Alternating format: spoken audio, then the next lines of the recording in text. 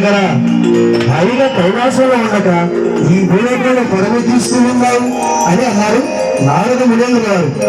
అప్పుడు అంటున్నారు శంకరుడు నారద మునీంద్ర వారితో, ఆపదలో ఉన్నాను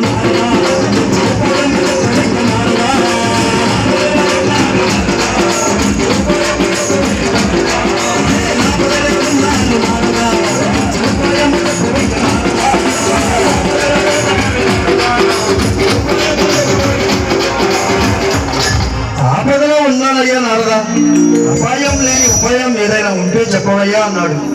అప్పుడు అంటున్నాడు నారద మునీంద్రవారు, స్వామి నేను నీకు చెప్పేటంత వాడనైతే కాదు, కానీ అడిగావు కనుక చెప్తున్నాను నేను అంటూ, అపాయము లేని వాడు అపాయము ఉన్నవాడు, అపాయము లేని వాడు అపాయము ఉన్నవాడు, అపాయము లేని వాడు అపాయము ఉన్నవాడు,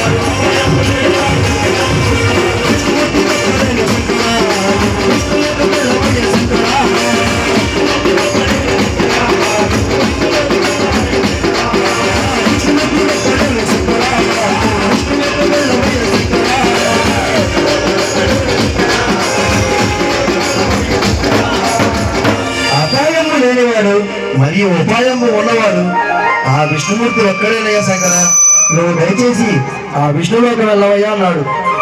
ఆపదలో ఉన్నాడు కదమన్నారు శంకరుడు. వెంటనే విష్ణులోకం ప్రయాణమయ్యాడు. ఎప్పుడైతే విష్ణులోకం ప్రయాణమయ్యాడో విష్ణుమూర్తి చూసి ఎదురుగా వచ్చి ఈ విధంగా అంటున్నాడు శంకరుడితో, ఏమి కష్టం వచ్చింది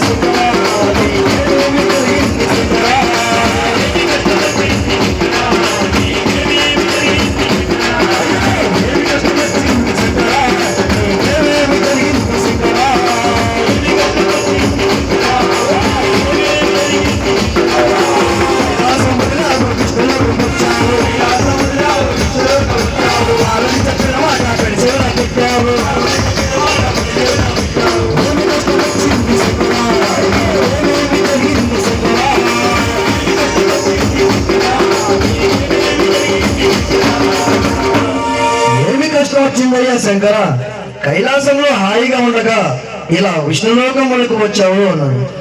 జరిగిన ఉదంతం మొత్తం విష్ణుమూర్తితో చెప్పుకున్నాడు శంకరుడు.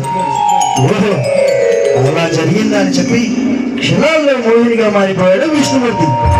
అంటే ఒక స్త్రీగా మారిపోయాడు. పరుగులు చూస్తూ వస్తున్నాడు భస్మాసుడు. ఎక్కడ శంకరుడు వరవి చీటే పారిపోయాడు. ఎక్కడ పరుగులు తీసుకు వస్తున్నాడు. అలా పరుగులు తీసుకు వస్తున్నటువంటి భస్మాసుడికి మోహిని రూపంలో ప్రత్యక్షమయ్యాడు విష్ణుమూర్తి. మోహిని రూపం చూసినటువంటి భస్మాసుడు, ఓహో సుందరి, చాలా అందంగా ఉన్నావు, నువ్వు నన్ను పరిణయం ఆడతావా అన్నాడు. అప్పుడు అంటున్నారు మోహిని రూపంలో ఉన్నటువంటి విష్ణుమూర్తి, నిన్ను నేను పరిణయం ఆడాలి అంటే నన్ను నీవు నాట్యంలో ఓడించాలి అన్నాడు.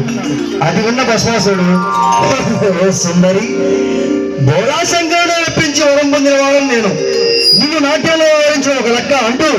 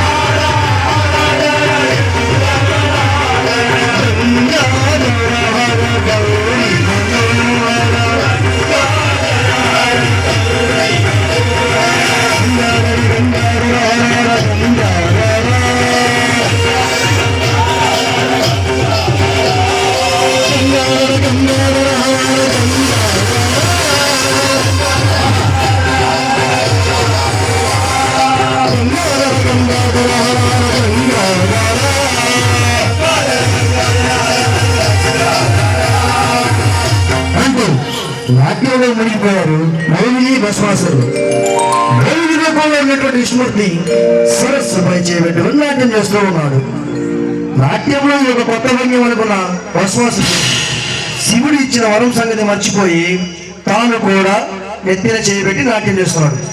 ఎప్పుడైతే శిరస్సుపై చేపెట్టుకున్నాడో భస్మాసుడు వెంటనే భస్మమైపోయాడు. వినాశకాలే విపరీత బుద్ధి అయినట్టుగా మనకు వినాశం వచ్చినప్పుడు ఇలాంటి విపరీతమైన చెడు బుద్ధులే వస్తాయి. రేపల్లె వాడిన అట్లాగే అత్యాశ పోతే అట్లానే అవుతుంది. ఒక దాంట్లో సర్దుకోవచ్చు కదా. ₹1,00,000 ఉంటే ఒక పని చేసాము, దానికి 1,00,000 వస్తాయి అనుకున్నాం అనుకోండి, 10 లక్షల కోసం ఆరాటపడ్డాం అనుకోండి, అడ్డదారి దొరకాలి. అడ్డదారి దొరికితే